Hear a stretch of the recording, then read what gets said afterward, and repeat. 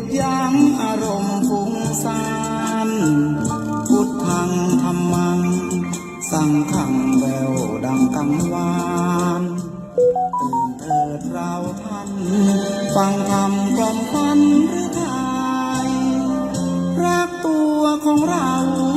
อย่าเมามัวหลงมายารีบตื่นขึ้นมาลืมตามองฟ้าวันใหม่รับฟังเพลงธรรมแล้วทำจิตให้สดใสฝึกตนฝึกใจให้หายทุกข์คลายลำเค็ญเกิดมาทำไมถามใจบ้างสิเกิดมาทั้งทีอย่าใช้ชีวิตเริงเล่นสิ้นธรรมกัญญาเมื่อหน้าว่าไม่จำเป็นบัณฑิตแลเห็นเยียดเย็นยามเช้าเศร้าสวงคิดกันทุกคราเกิดมาไม่ช้าก็ตายโลกยังวุ่นวายมีร้ายเลวมาเป็นห่วง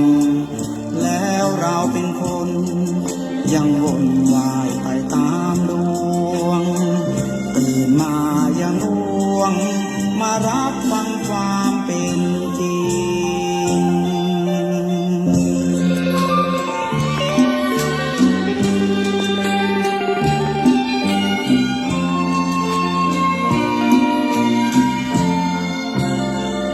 คิดกันทุกครา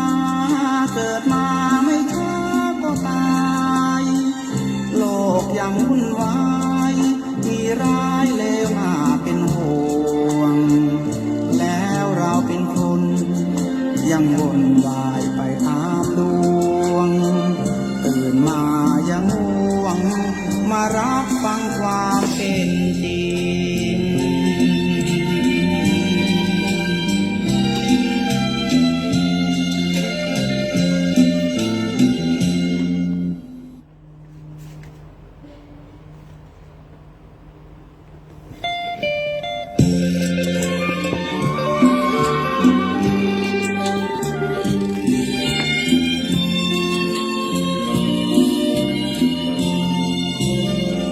เสียงธรรมเสียงทองกึกก้องเสียงของระฆัง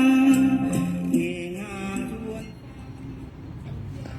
อันเวลาเปรียบคล้ายกับสายน้ำย่อมไหลน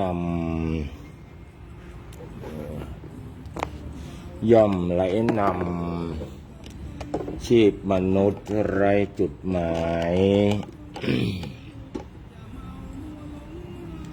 ไหลจากเกิดไปถึงแก่แล่เจ็บตาย ทั้งหญิงชายล้วนชีวิตอนิจจารูปถึงรูปสวยโรยซับนับคนนับหน้าต้องอำลาลับลี้หนีไม่พ้นมาเยี่ยมโลกเพียงครู่สู้ทุกทนแล้วกลับหนทางเก่าถูกเผาไฟคืนและวันพรันดับลาลับล่วงท่านทั้งปวงจงอุตสาหากุศลครวญชีวิตคิดถึงรำพึงตนอายุคนนั้นไม่ยืนถึง10,000 ปีอันว่าความมรณาท่วนหน้าสัตว์แม้แต่พระพุทธองค์พระชินสีแสนประเสริฐเลิศพิภพจบทาตรียังจรรีเข้าสู่ชั้นนิพพานเอ่ย ขอนอบน้อมแด่พระรัตนตรัยขอถวายความเคารพพระมหาเถรานุเถระเจ้าคณะพระสังฆาธิการกุตนกุองค์ขอเจริญสุขเจริญพรพ่อเมียศรัทธาต่ำสาธุชนพุทธบริษัททั้งหลายที่กำลังเปิดเครื่องรับฟังทางขึ้นสถานีวิทยุ 96.00 เมกะเฮิรตซ์ วิทยุเพื่อพระพุทธศาสนาและจริยธรรมจังหวัดเชียงใหม่ของคณะสงฆ์จังหวัดเชียงใหม่จังหวัดที่มีพระพุทธศาสนาเป็นศาสนาประจำจังหวัดท่านสาธุชนพุทธบริษัททั้งหลายรายการนี้ชื่อว่ารายการอู้จาภาษาธรรมกำเมืองล้านนาหรือว่ารายการเสียงธรรมเสียงทองดำเนินรายการโดยกระผมอาตมภาพพระครูเมธีสุตากรหรือห้องกันว่าพระมหาสมบัติชวนะเมธีเจ้าวาดวัดผาบ่องมังคาราราม นามมงคลในเขตกำแพงเมืองจันไนติดกับวัดพระสิงห์หลวงตำบลสีภูมิอำเภอเมืองจังหวัดเชียงใหม่เจ้าคณะตำบลสีภูมิเขต2ได้นำรายการประพบญาติโยมเป็นปกติก็ตั้งแต่สัปดาห์หนึ่งก็3 วันคือวันจันทร์บางการและก็วันพุธวันจันทร์บางการเขาก็เริ่มตั้งแต่เวลาบ่ายโมงเป็นต้นไปจนถึงบ่าย2 โมงส่วนวันพุธนั้นก็เริ่มตั้งแต่บ่าย3 โมงถึงบ่าย4 โมงวันนี้ก็กะกันกระตรงกับวันอังคารอังคารที่24อังคารที่24 กุมภาพันธ์ 2569ประพบญาติโยมสาธุชนพุทธบริษัทต่างหลายวันนี้อาตมาภาพก็จะได้นำสิ่งที่ดีมีประโยชน์หรือว่าบางทีบางครั้งก็เป็นเรื่องที่จะนำมาเล่าสู่กันฟังถือว่ามาเป็นกู้เป็นกีมกับญาติโยมสาธุชนพุทธบริษัททั้งหลายหลังจากที่เราได้กินข้าวน้ำจ้ำข้าวตอนเป็นที่เรียบร้อยแล้วตอนนี้ก็บ่ายโมงกับ10 นาทีหลายคนหลายท่านก็ลุกขึ้นมาเพื่อจะมาทำงานกะที่2ของวันกะแรกก็เริ่มตั้งแต่แม่เจ้ากินข้าวงายแล้วก็เริ่มทำต่อจากนั้นก็กินข้าวตอนแล้วก็แล้วพักผ่อนคลายยืดเส้นยืดสายแล้วก็พักผ่อนไปในตัวเอ็นหลังพ่องอย่างพ่องญาติโยมสาธุชนทั้งหลายที่พอทาง Facebook อาจจะมันนี่หันก็น่าพากให้เนาะ เรื่องของเรื่องมันมีอยู่ว่าลืมเอาไม้มาโตยเอาไม้มาใจลืมอาตมาห้าขึ้นจะเล่าก่อนหายไปเมื่อเป็น2 สัปดาห์เพิ่นหายไปที่ไหนอัดรายการก็บ่อัดหลายคนหลายท่านก็ที่ก็เติงหากันก็มีอยู่ที่เปิ้นบ่ก็เติงก็มีอยู่หายไปก็ดีละก็ได้จะมีอยู่แต่คงบ่มีเนาะก็คงคือเติงหากันคู่คนว่าโอ้ท่านพระครูเมธีไปไหนฮะท่านมหาสมบัติไปไหนฮะมาล่างเจ็บไข้ได้ป่วยเป็นอย่างเหตุก้าเรื่องของเรื่องมันมีอยู่ว่าญาติโยมสาธุชนพุทธบริษัททั้งหลายตั้งแต่วันที่3แต่ที่4เป็นต้นมาละจริงๆแล้วมันเป็นก่อนหน้านั้นแล้วอาตมาภาพพร้อมด้วยเจ้าหมู่เจ้าฝูงทั่วเชียงใหม่กับประมาณสัก10 กว่ารูปก็ได้อบรมแล้วก็สอบพระอุปชฌาย์ทั้งหลายอบรมได้สอบพระอุปชฌาย์ทั้งระดับจังหวัดแล้วก็ไปสู่ระดับภาคแล้วก็ไปสู่ระดับหนแล้วก็ไปสู่ระดับประเทศใช้เวลาเป็นครึ่งเดือนปะเนี่ยญาติโยมสาธุชนทั้งหลายเป็นครึ่งเดือนปะก็เริ่มตั้งแต่ในระดับจังหวัดก่อนก็มีการอบรมแล้วก็สอบความรู้เกี่ยวกับการเป็นพระอุปชฌาย์ที่วัดสนดอกก่อนซึ่งเป็นระดับจังหวัดเพิ่นก็จะเอาผู้ที่ได้รับคัดเลือกหรือว่าสมัครใจที่อยากจะเป็นพระอุปชฌาย์พระอุปชฌาย์คือไผญาติโยมสาธุชนทั้งหลายก็คือพระภิกษุที่ได้รับมอบหมายเป็นประธานหรือว่าเป็นหัวหน้าเลยหรือว่ามีหน้าที่รับผิดชอบในการบวชสามเณรบวชตุเป็นคำว่าพระอุปชฌาย์ญาติโยมทั้งหลายซึ่งมันก็ต้องมีกฎ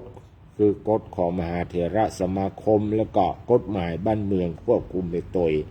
ไม่ใช่ว่าใครอยากจะบวชเนี่ยโอ้วันนี้ใครบวชเนี่ยจะบวชคนนั้นคนนี้อินดูคนนั้นคนนี้รู้สึกว่าฐานะบักแค่ดีวางนี้บ่ม่วนใจนะก็จะบวชคนนั้นคนนี้หรือว่าใครบวชก็มาขอบวชตัวลุงนะบ่ม่วนใจให้วางนี้ใครบวชเฮ้ยนะเขาบวชทุกกรรมนี่นะมันได้ง่ายจะอันนะญาติโยมสาธุชนทั้งหลายมันมีเรื่องราวซับซ้อนมากมายในการที่จะบวชในพระศาสนาเนี่ยมันเป็นเรื่องของถึงแม้จะเกิดเป็นปัจจัยก็จริงอยู่แต่ว่าต้องมีบุญมีวาสนาตัวถึงจะได้มาบวชเรียนในพระพุทธศาสนานี้ญาติโยมทั้งหลายนั้นญาติโยมที่เป็นไม่ยิ่งก็ไม่ต้องมันน้อยอกมองใจเนาะแค่ว่าญาติโยมทั้งหลายได้ให้การอุปถัมภ์ดูแลยังวัดวารามดูแลพระภิกษุสามเณรเนี่ยแต่ชื่อว่าคล้ายๆว่าเป็นญาติพี่น้องเป็นปี้อันนี้แก่น้อยก็เรียกว่าเป็นปี้อันที่แก่นักน้อยก็เป็นเป็นเป็นย่าเป็นยายก็ว่ากันไปตามฐานะก็ขอเฮาดูแลพอก่อยกันด้วยความเมตตาด้วยความจริงใจเนี่ยท่านมาต้องมาบวชเนาะนี่เพราะว่าเป็นการบวชใจไม่จำเป็นต้องบวชกายบางทีนี่บวชก็กายบ่ได้ก็มีหรอกบวชก็กายใจมาบวชก็มีเนาะอาศัยบวชมาบวชในพระศาสนาบวชลบบวชลี้บวชนี้สงสารบวชผ่านเข้าสุขบวชสนุกโดยเปื้อนเนี่ยมันมีหลายนะบวชหนีสังขารห้องเงี้ยเนาะเท่าแก่แล้วเนี่ยการมาไว้เนี่ยนี่เขามาบวชหรือว่าเจ็บไข้ได้ป่วยนะอยู่ตามนอกสมัยแต่ก่อนมันต้องเสี่ยงกล้าห้องยกยาหรอกบางทีเสี่ยงนักนะขายตี้ให้ตี้นาไปยาแต่เป็นมีโครงการ30 บาทรักษาทุกโรคเนี่ยนะนั่นก็ดีขึ้นมาญาติโยมทั้งหลายก็รู้สึกว่าการใช้จ่ายในเรื่องนั้นก็หมดภาระไปนะในระดับหนึ่งนะก็เลยบอกให้มีไผหนีเกี่ยวกับโรคภัยไข้เจ็บก็หนีเข้ามาบวชก็เลยบอกให้มีตัวใดนะอันนี้ก็เรื่องของการเข้ามาบวชบางคนก็เข้ามาบวชด้วยศรัทธาบวชเพื่อจะมาศึกษาเรียนเอาอย่างธรรมะต่างหลายญาติโยมทั้งหลายที่ว่าวันนี้อย่างเบาหน้าหันเพราะว่ามันไม่มาเข้าตะโกนหรอก ถ้าเอาหน้าเข้าหันก็ได้นะแต่มันจะตอกันลงไประหว่างหน้ากับโทรศัพท์มันจิ้วกันเนี่ยบันทึงคืดนะมันใกล้กันลงไปตมาภาพกันเลยเอาบิดขึ้นหลังคาไปเห็นเนาะพอบนเทิงไว้ก่อนฟังเสียงไว้ก่อนเพราะว่าไม้เนี่ยตมาภาพเอาใส่พอดีขึ้นเครื่องบินมาเนาะขึ้นเครื่องบินมาแล้วก็ครัวเนี่ยนะขาไปนี่ก็เป็นผ้าเป็นครัวมันไปหลายวันเนี่ยเขาจะไปซักผ้าซักครัวก็บอกว่าที่ตรงที่ตากมันมีที่ไหนนะก็เลยอัดเข้าไปเต็มที่เนาะหลายชุดอ่องเนี่ย4 ชุดตัวอย่างนะชุดตัวเจ้าก็อย่างว่ามันชุดใหญ่นะโดยเฉพาะผ้าจีวรเนี่ยผืนมันใหญ่4 ผืนก็นะปลาเข้าไปกึ่งกระเป๋ากึ่งปลายละอีนะก็เลยที่นี่ขาพอไปถึงปูนเนี่ยญาติโยมทั้งหลายตั้งแต่วันแรกแล้วนะประกองเข้าไปอบรม2 ตีเนาะอบรมก็จะมีผู้มีจิตศรัทธาตลอดถึงครูบาอาจารย์ผู้ที่เป็นมีความรู้เป็นเก่งเป็นมีความปรารถนาดีอยากจะให้ตุเจ้าทั้งหลายเนี่ยโดยเฉพาะว่าที่อุปชาเนี่ยได้เรียนรู้เรื่องธรรมะเรื่องกฎระเบียบอย่างต่างๆนั่นนะหรือว่าความรู้ที่คิดว่าจะเป็นประโยชน์ที่จะนำมาถ่ายทอดให้กับญาติโยมสาธุชนทั้งหลายเปิ้นก็เอาหนังสือหนังหาอย่างบะล้ำบะเรือมาหูญาติโยมทั้งหลายหนาปึกนะเอามาถวายพระเจ้าพระสงฆ์ที่เข้าครับทำการอบรมก็เลยเป็นพลุงพลังนักนะถ้าว่าเอาขึ้นเครื่องบินปิกมาไม่ได้เหมาะเปิ้นกึดมาถ้าท่านจะเอาขึ้นเครื่องนะท่านจะต้องจ่ายนะปั่นป่ายว่ามาไหวละก็หาวิธีกันเนี่ยจะได้เนาะไปเสาะหาเคอรี่ที่เป็นส่งพัสดุเนี่ยนะก็บอกว่าเป็นบางได้ไหนก็พอเป็นมีนอกสนามบินเป็นหมด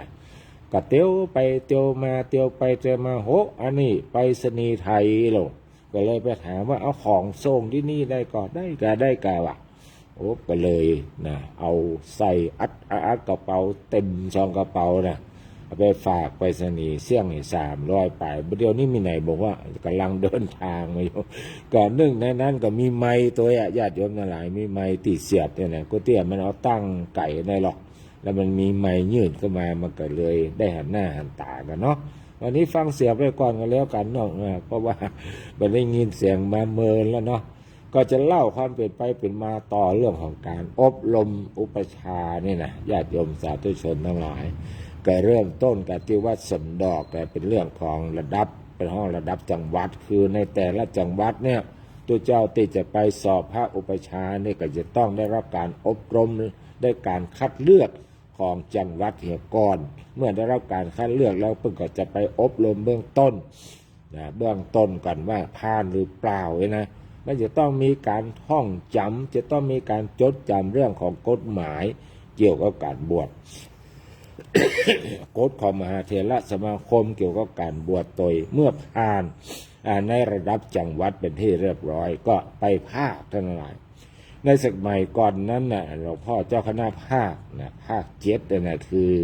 เชียงใหม่หลักโปนแม่ฮ่องสอนเป็นอยู่วัดปากน้ำ54เจริญบ่หรอกอย่างบอกกองจบจังหวัดแล้วก็จะมุ่งหน้าไปสู่วัดปากน้ำไปอบรมนะที่หั่นเนี่ยก่อน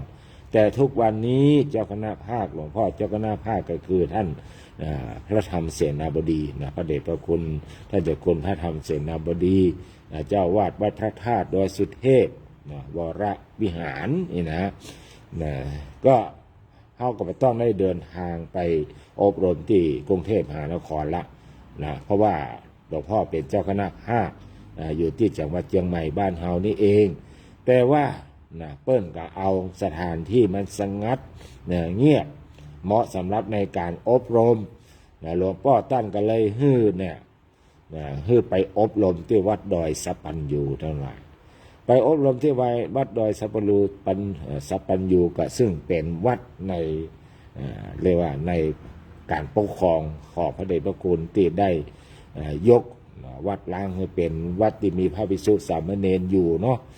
ญาติโยมทั้งหลายก็ป้ากันไปเพิ่งจะมากันนะเพราะว่าไป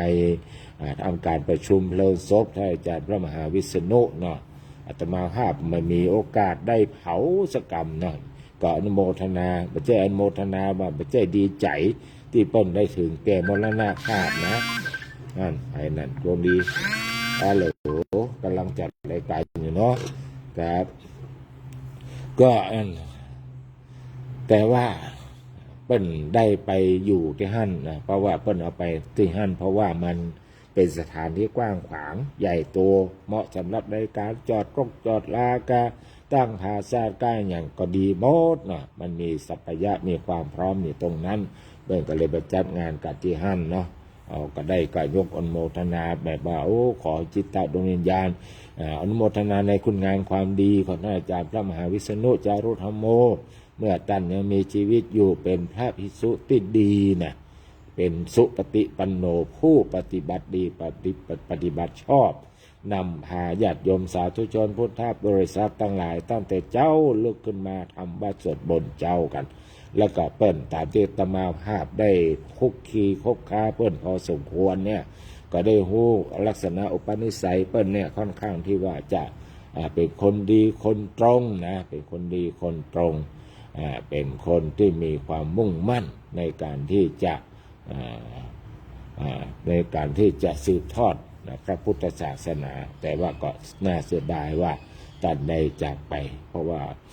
ซึ่งเรื่องนี้ก็ทุกคนก็เสียดายกันหมดได้แหละแต่ว่าบทบาทสามารถที่จะบังคับก็เป็นไปตาม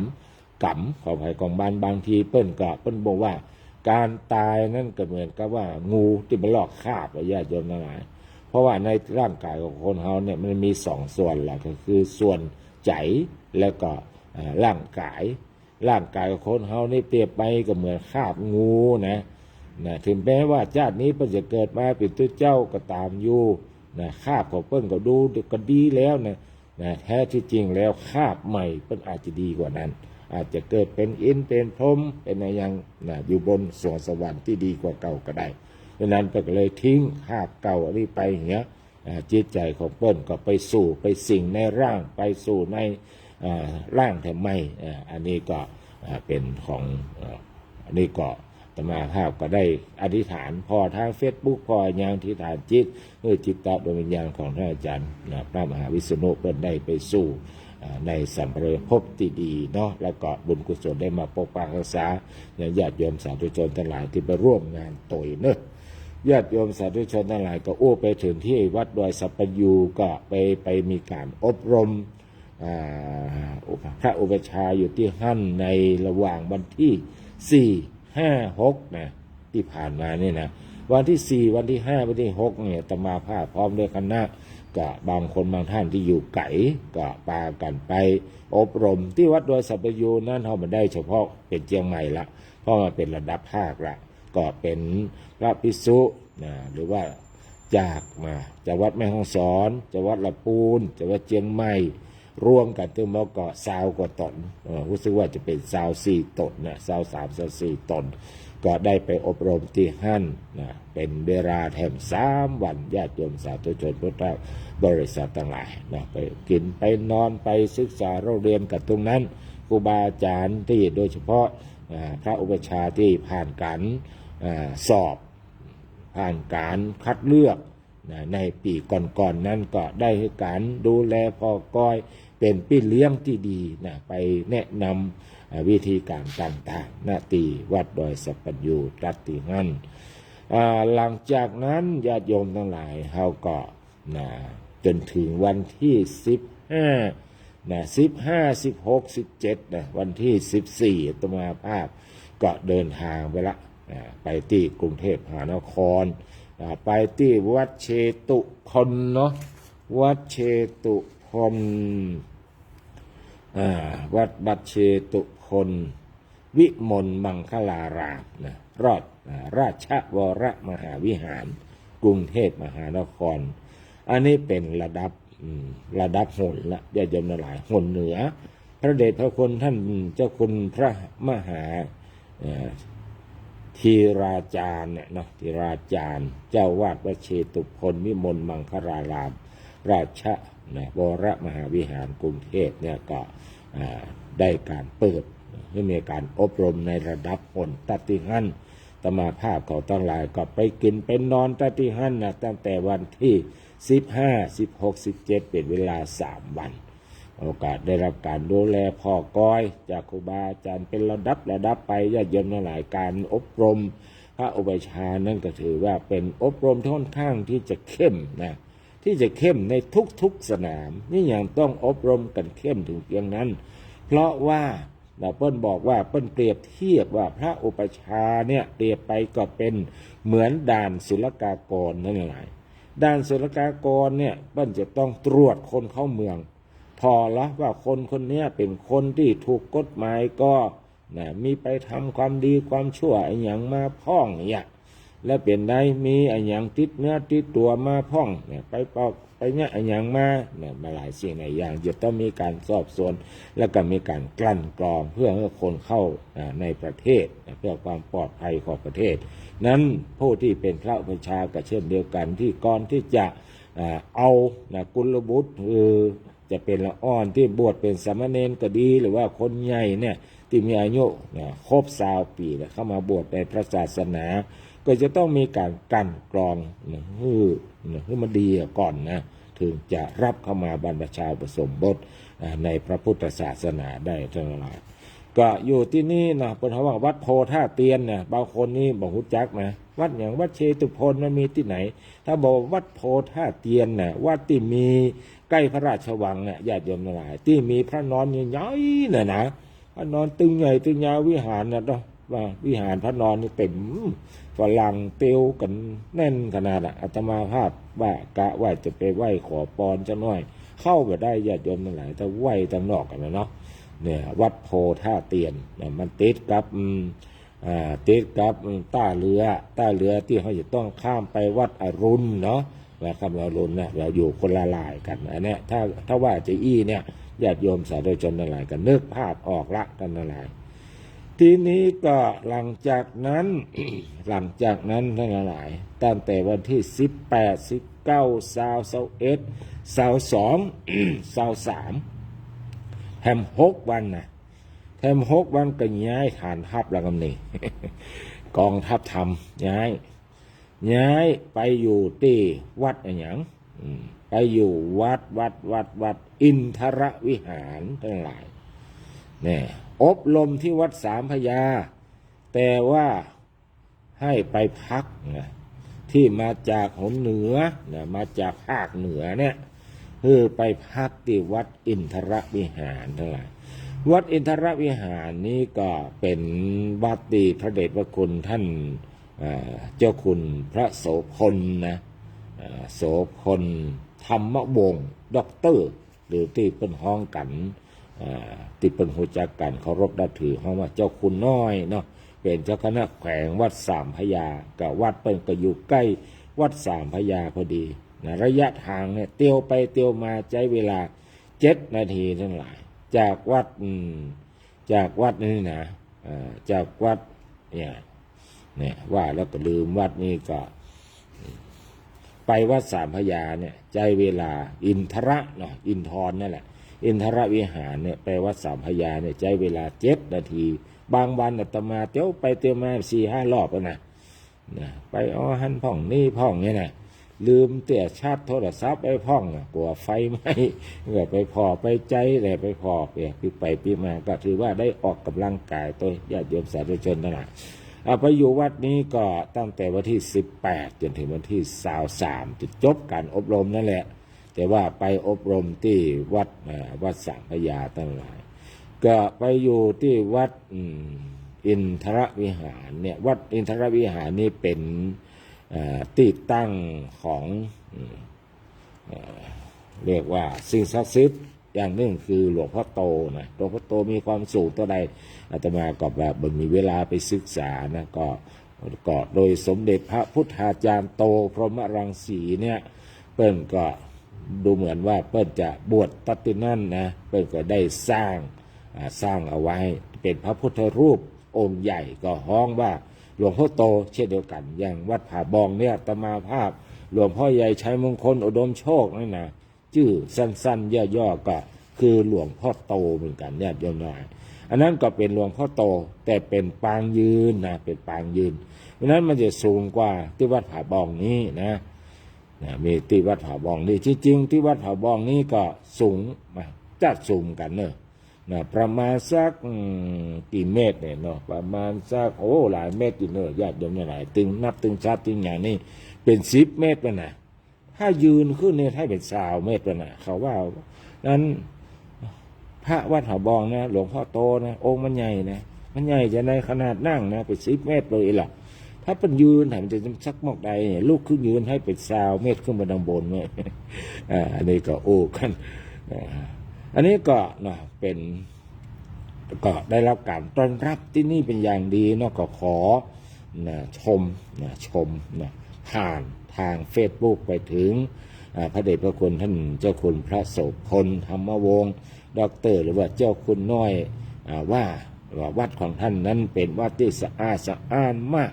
มีความสบายะมีความสะดวกสบายทุกอย่างสะอาดทุกซอกทุกมุมเนอะญาติโยมสาธุชนทั้งหลายมีโอกาสไปกรุงเทพลองไปวัดอินทรวิหารนะเป็นที่ประดิษฐานของหลวงพ่อโตเพื่อจะจัดงานในตั้งแต่วันที่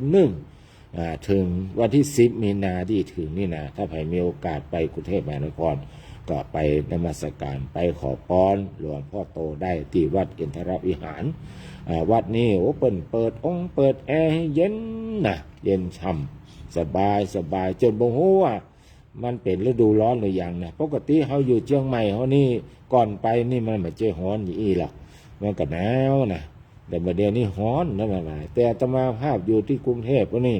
บักให้ฮ้อนอย่างนี้เพราะว่าในแต่ละวันบัดได้อยู่ตรงนอกเลยอยู่ในห้องแอร์ตลอดนอนก็นอนห้องแอร์อบรมก็อบรมในห้องแอร์ก็จะรู้สึกกับเมื่อวันสุดท้ายเนี่ยก็คือตะวาเนี่ยเพราะมันเลิกเนาะอบรมแล้วก็รับใบอย่างเป็นที่เรียบร้อยรับพัดยศเป็นที่เรียบร้อยก็เตียวปีก็มันฮ้อนนี่กรุงเทพนะก็เตี้ยเขาไปเมื่อเช้าปีกเมื่อค่ำเมื่อคืนตลอดญาติโยมทั้งหลายมันจะต้องลุกนะทุกเจ้าที่ไปอบรมที่การทั้งหมดนั่นนะ300 ป่ายเกือบ400380 ป่ายทั่วประเทศนะ แต่ละจังหวัดนะทั่วประเทศ300 ป่ายนะก็ต้องลุกเขาก็จะต้องลุกขึ้นมาเนี่ยต้องท่องญาติโยมทั้งหลายกรรมท่องมันมีนักดอกแล้วจะต้องเตรียมไว้จะต้องไปสอบต่อพระผู้ใหญ่ระดับท่านเจ้าคุณทั้งหลายเนี่ยเจ้าคณะภาคทั้งหลายก็จะสอบความหูกับพระทั้งหลายที่ไปสอบนั้นทุกคนก็ต้องเตรียมตัวเตรียมใจเตรียมทั้งข้อเขียนเตรียมทั้งที่ท่องในแต่ละวันเนี่ยโอ้ทุกคนนี่แทบจะไม่มีเวลาที่จะไปอู้จาปราศัยถามไทยว่าท่านอยู่จังหวัดไหนก็มียศถาบรรดาศักดิ์ขนาดไหนอย่างใดเพื่อความคุ้นเคยอย่างนี้แหละมันมีโอกาสเลยญาติโยมทั้งหลายต่างคนก็ต่างก้มหน้าก้มตาท่องทางไทยทางมันนี่นะถึงเวลาเมื่อคืนมามันนอนกันเป็นหมู่หรอกไปวันแรกก็ยังว่านั่นเนาะคนมันหลายญาติโยมทั้งหลายตี้เขาก็บ่เกยแต่เขาก็ไปนอนก็บ่รับเองนะเขาเป็นคนรับค่อนข้างยากไอ้2 สอนี่ถ้ามันมีนี่รับใครได้สอที่1ก็คือแสงมันมีแสงลอดเข้ามาสอที่2คือเสียงนี่นะมี2 สอนี่รับยากนะตมาภาพนี่เตรียมไปนะเตรียมมันอย่างไปกรุงเทพมหานครไปใจป่าใจดอยแต่ตมาภาพพร้อมกับด้วยเจ้าหมู่ทันตน เตรียมเต็นท์ไปตัวเอาเต็นท์ไปกางในกลางนะแต่กรุงใหญ่กรุงเทพมหานครเพื่อป้องกันแสงนะ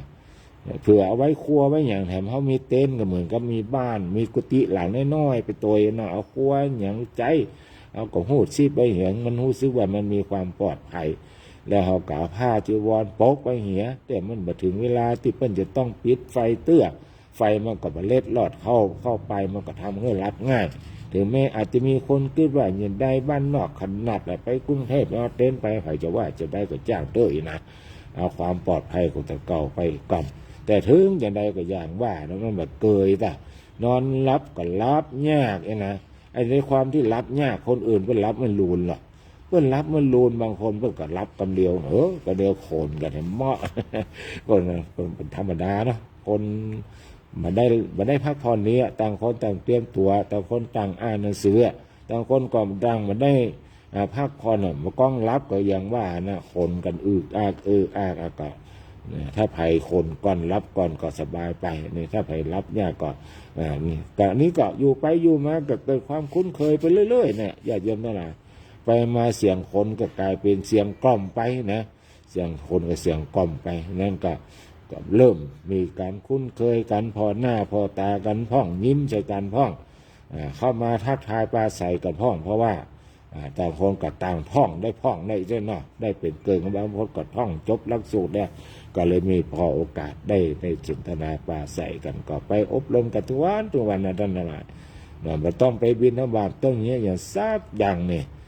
วัดที่ว่าอินทรวิหารในเพิ่นจัดการต้อนรับเป็นอย่างดีพระภิกษุสามเณรเจ้าหน้าที่ของวัดนี่เตรียมข้าวปลาอาหารข้าวต้มข้าวอย่างนี่เชื้อเชิญนิมนต์ฉันทุกเจ้าญาติโยมทั้งหลายในช่วงบ่ายก็คือมันแบ่งไปหลายที่หลายตาเนี่ยหลายวัดบางห้องก็พักวัดสามพญาพ่องพักที่วัดเนี่ยว่าวัดหลายวัดที่อยู่ใกล้ๆเขาเนี่ยญาติโยมสาธุชนทั้งหลายทุกวัดทุกวาก็ให้การดูแลเป็นอย่างดีนะท่านทั้งหลายแม้แต่ที่วัดสามพญาเนี่ยนะสามพญาท่านทั้งหลายซึ่งเป็นวัดของพระเดชพระคุณท่านพระพรหม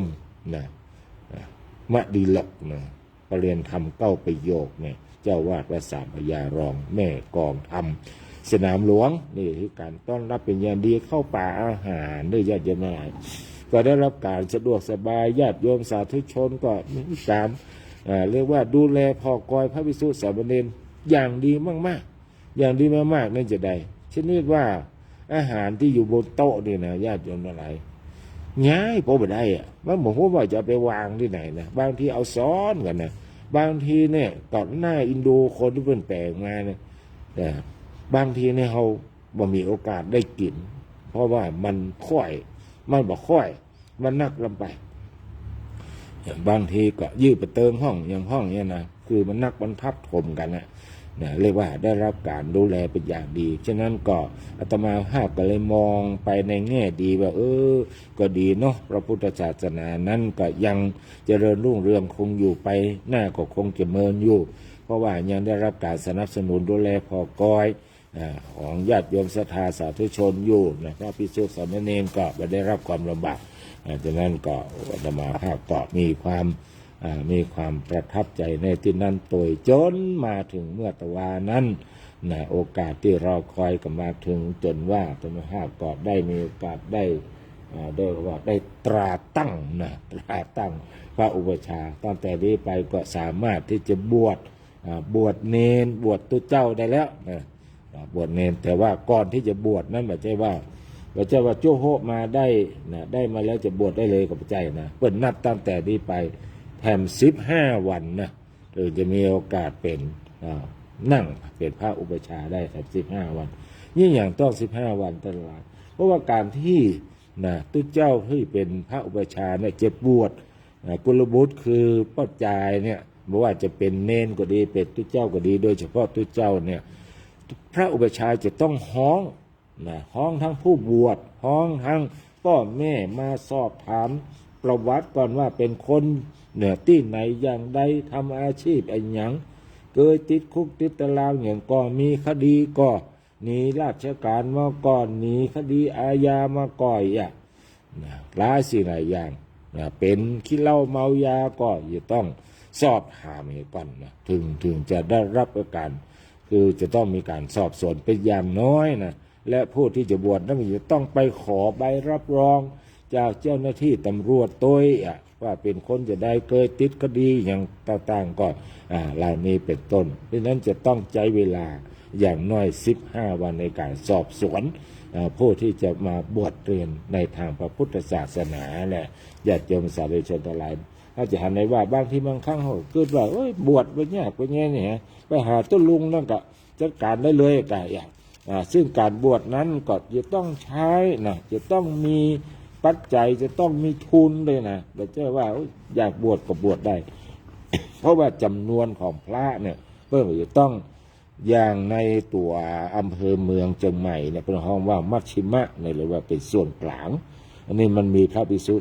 มีตุเจ้านักดังนั้นเวลาบวชเนี่ยจะต้องมีตุเจ้าตั้งแต่10 ตนขึ้นไปก่อนถึงจะบวชได้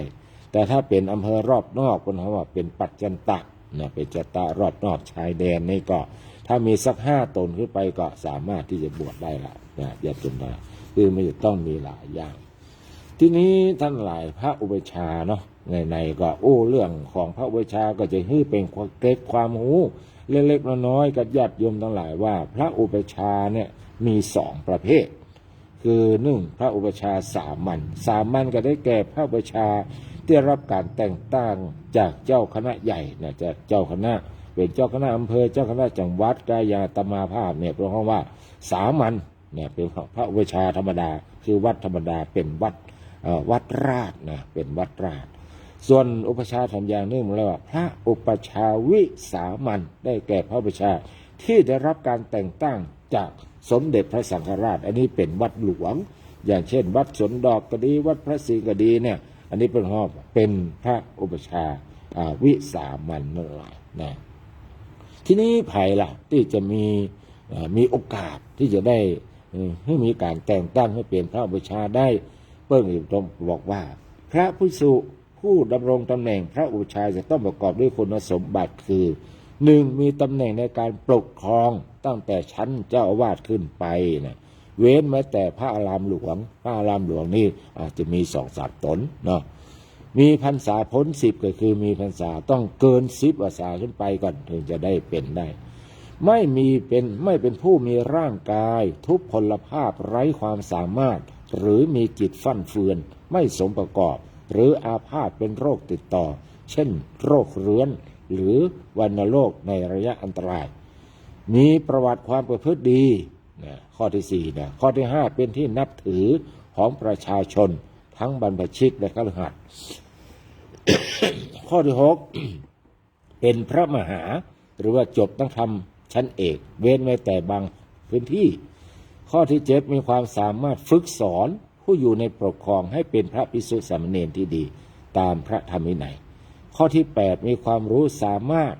ทำการอุปสมบทให้ถูกต้องตามพระวินัยและระเบียบแบบแผนของคณะสงฆ์ได้เนี่ยอันนี้คือคุณสมบัติและญาติโยมสาธุชนทั้งหลายผู้ที่จะเป็นพระอุปัชฌาย์ที่นี้หน้าที่ล่ะ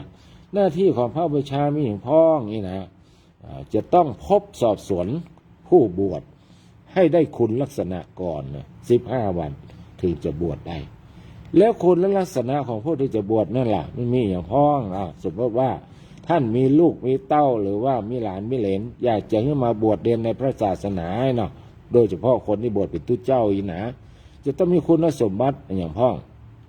1. เป็นคนมีภูมิลำเนาอยู่ในเขตตำบลหรืออำเภอที่จะบวชและมีหลักฐานมีอาชีพชอบธรรมหรือแม้มีภูมิลำเนานะอยู่ในเขตอื่นแต่เมื่อสอบสวนแล้วปรากฏว่าเป็นคนมีหลักฐานมีอาชีพชอบธรรมมีที่อยู่เป็นหลักแหล่งไม่ใช่คนจรจัดอันนี้คือข้อที่ 1และหลายคุณสมบัติ 2. เป็นสุภาพชนมีความประพฤติดีประพฤติชอบไม่มีความประพฤติเสียหายเช่นติดสุราหรือยาเสพติดให้โทษเป็นต้นนี่นะใจว่าโอ้ลูกเขาติดยาเสพติดว่าเฮ้ยหมูจีเนี่ยจะได้แล้วนะเข้าข้อเอาข้อเข้าข้อเอาข้อจัดการมาหูละวางแผน ไปเฮ้ยตุ้นลงมานี่นะตุ้นลงจัดการเนี่ยโอ้อันนี้มันได้เนี่ยพลักสิ่งที่บดีไปคือตุ้นลงต้องได้รับผิดชอบเลยเดี๋ยวไปก่อการสิ่งที่บดีในวัดในวานั่นนี่เป็นอันตรายทั้งหลายเนี่ยต้องเป็นสุภาพชนไม่ติดสิ่งเสพติด 3. มีความรู้อ่านเขียนหนังสือไทยได้นะต้องได้ภาษาไทยตัว 4. ไม่เป็นผู้มีทิฏฐิวิบัติทิฏฐิก็คือความหันที่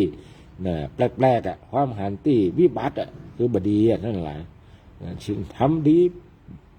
บ่ได้ดีทำชั่วได้ดีเป็นต้นนะว่าเป็นคนที่มีทิฏฐิวิบัติเป็นผู้ปราศจากบรรพชาโทษมีร่างกายสมบูรณ์ไม่เป็นคนชราไร้ความสามารถหรือพิกลพิการแน่ 6. มีสมณะบริขารครบถ้วนถูกต้องตามธรรมวินัยสมณะบริขารก็คือบริขารคือสิ่งที่ทุกเจ้าจะต้องใจทั้งหลายมีผ้าจีวรมีบาตรมีสิ่งทั้งหลายเหล่านี้มีตีกองน้ำเหล่านี้เป็นต้นสมณะบริขาร 7. เป็นผู้สามารถกล่าวคำขอบรรพชาอุปสมบทด้วยตนเองเนี่ยคือจะต้องท่องกรรมขอบรรพชาอุปสมบทได้ตนเองอันนี้คือคุณบุญนะคุณสมบัติของผู้จะบวชเป็นตุเจ้าที่นี้บอกว่าบุคคลต่อไปนี้ห้ามบวชมีไผ่ห้อง 1. คนทำความผิดหลบหนีอาญาแผ่นดินบางคนหนีหรอจะหนีอาญาแผ่นดินหนีเขาไปบวชก็มีนะญาติโยมหลายเจ้าว่ามันมีที่มีเนี่ยหมายเขาว่าคือพระอุปชฌาย์เพื่อไปหูนะบางทีพ่อแม่หรือว่าผู้เป็นสักขีพยานเนี่ยคือมันจะมีสักขีพยานเราก็จะต้องเซ็นรับรองบุคคลนี้บุคคลนั้นก่อนว่าเป็นคนเป็นคนแบบมีคดีอาญาเป็นบุคคลดีนะต้องมีคนเซ็นรับรองแต่บางคนเป็นก็เรียกว่าเป็นใจกันนะเนาะเป็นใจกันเซ็นอย่างมาเรียบร้อยแล้วบางทีบางครั้งทุกหลวงพ่อทั้งหลายที่เป็นพระอุปชฌาย์ก็มีความเกรงใจกันเพราะว่าบุคคลคนนั้นหรือว่าผู้เซ็นค้ำประกันนั้นเคยไปทำบุญวัดนั้นมาก่อนเนี่ยเคยไปตานเงินเป็นแสนเลยเอาลูกเอาตามมาขอเพิ่งป้าใส่แบบนี้กายเป็นโคตรไปเกลียดกันในเหมาะก็จะเป็นต้องบวชไปคนหลบหนีราชการก็ไม่ได้นะญาติโยมทั้งหลายจะต้องมีใบลามาก่อนคนที่จะเข้ามาบวชเนี่ยคนต้องหาในคดีอาญาคนเคยถูกตัดสินจำคุกโดยฐานเป็นผู้ร้ายสำคัญคนถูกห้ามอุปสมบทเด็ดขาดทางศาสนาคนเป็นโรคติดต่อเช่นวัณโรคในระยะอันตรายคนมีอวัยวะพิการจนไม่สามารถปฏิบัติศาสนกิจได้เนี่ยอันนี้เป็นให้มาเข้าบวชถ้าเป็นระบทจะในบทง่ายๆท่านทั้งหลายนี่ก็อันนี้ก็เป็นข้อที่ท่านทั้งหลายได้หูในเบื้องต้นมันเป็นลักษณะที่ท่านทั้งหลายนะการที่จะ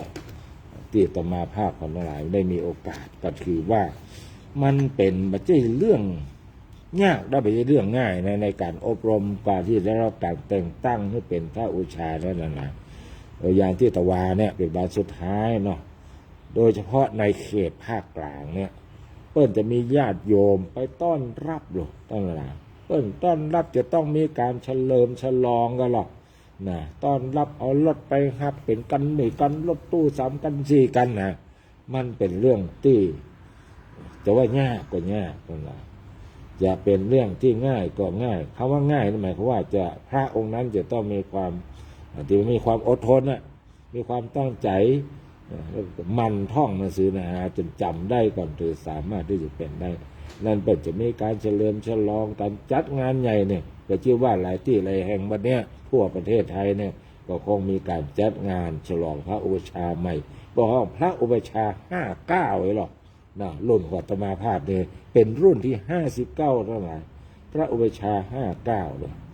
แต่ว่าภาพก็มีจิตมีใจเหมือนกันนะให้ฉลองก็เปิ้นเหมือนกันนะคำว่าฉลองเนี่ยคือนิมนต์พระสงฆ์องค์เจ้าตั้งหลายนะได้มาสวดชยันโตเพื่อความเป็นสิริมงคลนี่นะกึดบ่ได้แต่เนี่ยบ่ได้เพราะว่าอย่างว่าเลยล่ะญาติโยมทั้งหลายอาตมาภาพก็ได้รับการนิมนต์จากพระสงฆ์องค์เจ้าครูบาอาจารย์แต่ละวัดละวาเนี่ยรวมกันนี่เป็นร้อยวัดนะมันหนักขนาดเวลาจัดงานกรรมเนี่ยนิมนต์องค์นั้นกับข้างองค์นี้มนต์องค์นี้กับข้างองค์นั้นใจจริงนี่อยากจะจัดนะอยากนิมนต์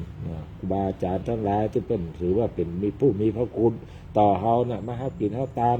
วัดเฮาพ่องเนี่ยยาที่ผ่านมาวัดเฮาบอกก็เมื่อฉลองศาลานี่ก็มีโอกาสได้นิมนต์เจ้าตัวหมด100 กว่าลูก100 กว่าลูกนี่ก็เป็นวันเกิดกับอาตมาภาพปีนี้ก็วันเกิดอาตมาภาพก็วันที่26 มีนาคมเนาะเพราะนั้นไผ่ไข่เฉลิมฉลองก็อาตมาภาพก็ไม่ยากเนี่ยไผ่ไข่ฉลองก่อนส่งปัจจัยมาก็เป็นของขวัญก็ได้ว่าเล่นเอาไปแล้วนะไผ่ไข่เฉลิมฉลอง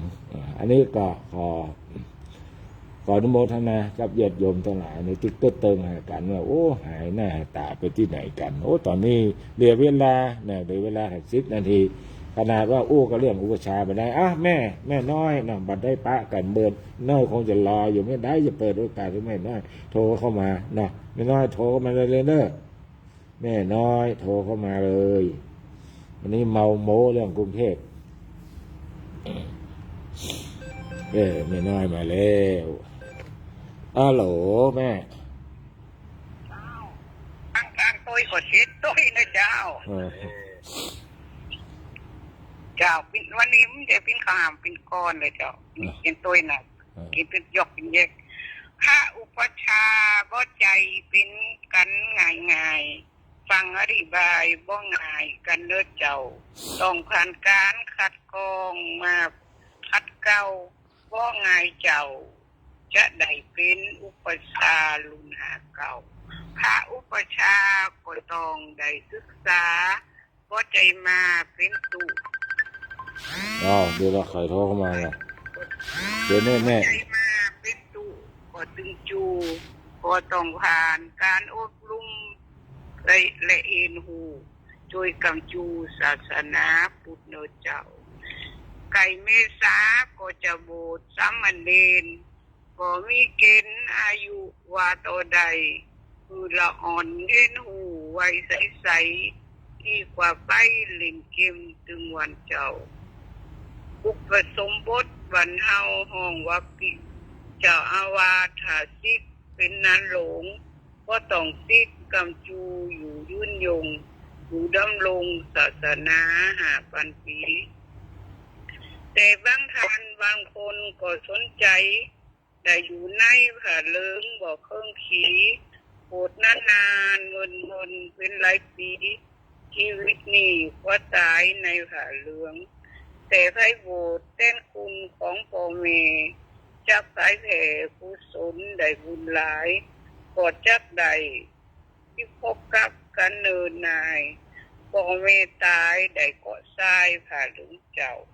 ได้หันชายผ้าเหลืองบอกเครื่องขีอาเวจีอาบายก็หลีกใจแต่ก็ชายผ้าเหลืองของลูกไว้ก็รอดใดก็เพราะ เกาะผาลึงข้องก็โบสถ์ตั้งแต่เน้นจนแก่เฒ่าสาธุเจ้าก็ขอโมทนาข้องก็โบสถ์ซ้ำเดิน1 พรรษาซึกออกมาก็ห้องขานว่านั้นเจ้าแต่คนไทยเพิ่นห้องกันว่าทิศก็จะติดตกไปจนแก่เฒ่าเกิดเป็นชายหือโบสถ์กันตัวเจ้าโบสถ์จนเฒ่าอาจสำเร็จเป็นโสดาถ้าเป็นเนรซึกออกมาห้องว่าน้อยความหูหน่อยเป็นเพิ่นบ่เอาเป็นอาจารย์เพราะว่าความหูบ่เต่านานเป็นอาจารย์บ่ได้เนินในเจ้าสมัยนี้ไปเห็นเป็นอาจารย์ก็ใจนานเป็นจานก็ตึงใดกฎระเบียบเพิ่นมีสอนเอาไว้ใส่เห็นใดที่อาจารย์วันหลบเจ้ามีงานโหวตที่ไหนก็ไปเจ้าไปรอเฒ่าค่อยไปทำบุญกันก็บ่ฮู้ปุกนี้หันตะวันกรรมตันบ่หันตะวันเจ้าสามวันนี้ชีวียังมีอยู่จะค่อยดูปุกนี้จะมีไหมแต่วันนี้ยังอยู่ดูต่อไปก็ติดใจเมื่อวานผ่านไปเลยเจ้า เจ้าขอบคุณหลายๆอนุโมทนาเด้อจ้ายินดีเจ้า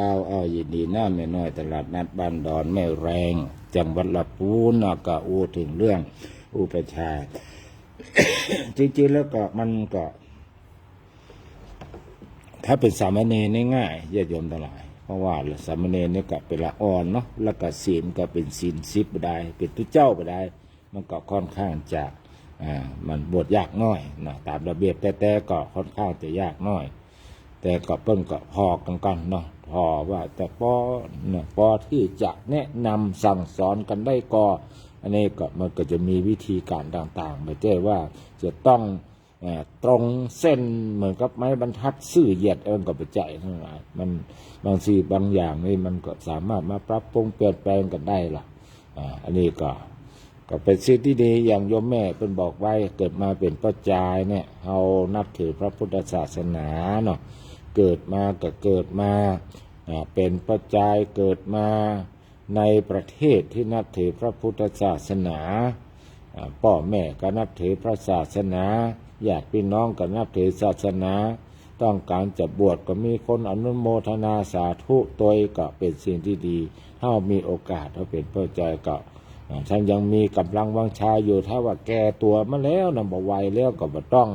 ต้องปลอดมันจะเปลี่ยนภาระให้เจ้าอาวาสมันพอมาก้อยโรคภัยไข้เจ็บอยู่ไปเหมือนมานางเดี๋ยวจะลากแปลงปล่อยล้อเดี๋ยวเหมาะนี่นะฉะนั้นก็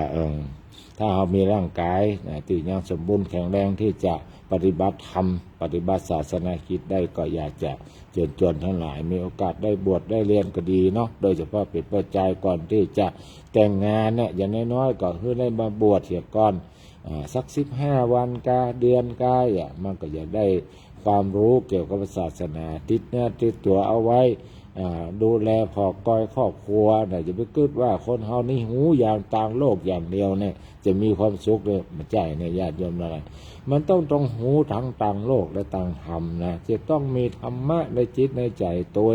คนเฮาเนี่ยมันถึงจะดูแลพอก้อยตัวเก่าและพอก้อยครอบครัวได้นะถ้าเฮาปล่อยเป็นถ้าเฮาปล่อยไปตามนั้นมันก็ไม่ได้ญาติโยมทั้งหลายมันจะต้องมีธรรมะธรรมโมคอยดูแลธรรมะสำหรับครอบครัวเป็นอย่างใดธรรมะสำหรับการทำงานอย่างใดธรรมะในการดำรงชีวิตในสังคมกับคนทั้งหลายเนี่ยอย่างใดธรรมะที่ส่งเสริมให้ประสบผลสำเร็จในชีวิตในการทำงานมันมีหรอมันแยกไว้เป็นข้อขี้หิปฏิบัติคือธรรมะที่เจ้าบ้านขี้หิคือคฤหัสถ์กับผู้ครองเรือนเนี่ยจะต้องมีธรรมะอย่างพ้องเนี่ยมันจะมีเป็นข้อก็ต้องมาศึกษาไว้คนที่มีธรรมะเนี่ยเปิ้นจะสุขุมเยือกเย็นตัดสินใจอย่างนี้ มันเป็นจะต้องกึดหน้ากึดหลังอยู่ก่อนแต่ว่าถ้าคนมามีธรรมะบ่เคยศึกษาธรรมะเลยมีปัญหาเกิดขึ้นก็หุนหันพลันแล่นด่วนตัดสินใจลงไม้ลงมืออย่างนี้เหล่านี้เป็นต้นนั่นแหละสุดท้ายก็ต้องติดคุกติดตารางไปเพราะว่าขาดธรรมะนั่นเองเพราะฉะนั้นธรรมะเนี่ยเป็นสิ่งจำเป็นของทุกคนทุกวัยแต่ไม่จำกัดว่าวัยละอ่อนวัยทำงานวัยหนุ่มวัยสาววัยเฒ่าวัยแก่อย่าต้องใจธรรมะในการดำรงชีวิตอยู่ตลอดเวลาอนุโมทนาเด้อกับท่านสาธุชนพุทธบริษัททั้งหลายวันนี้ก็มี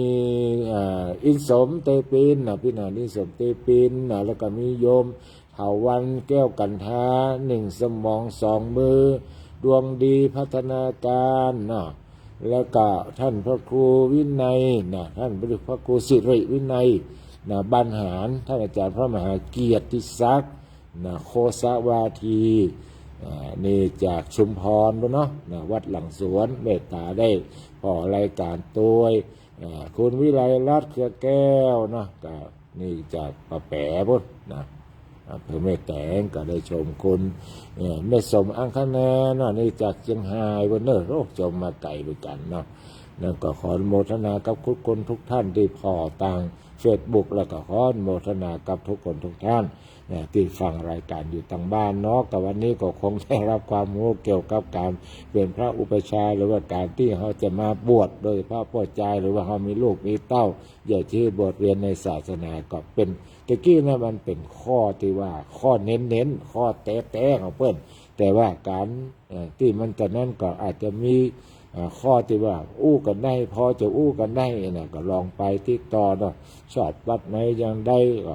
สามารถไปสนใจอยากจะบวชเรียนในทางพระศาสนาอันนี้ก็ติดต่อครูบาอาจารย์ทั้งหลายได้อันนี้ก็เป็นความรู้ที่นำมาฝากญาติโยมทั้งหลายจากที่ได้ไปอบรมพระอุปชฌาย์จนสำเร็จเพื่อห้องว่าสำเร็จวิทยายุทธวิทยายุทธการเป็นอุปชฌาย์เรียบร้อยแล้วก็เลยลงเข่ามาเพิ่งมาอยู่วัดผาบ่องเหยียดเก่าอันนี้ก็ขอนำรายการจากท่านผู้ชมผู้ฟังไปก่อนผู้นี้ก้อยปากกันใหม่ก่อนจากกันวันนี้ก็ขอความสุขความเจริญจงมีแก่ญาติโยมสาธุชนทุกคนทุกท่านเจริญพร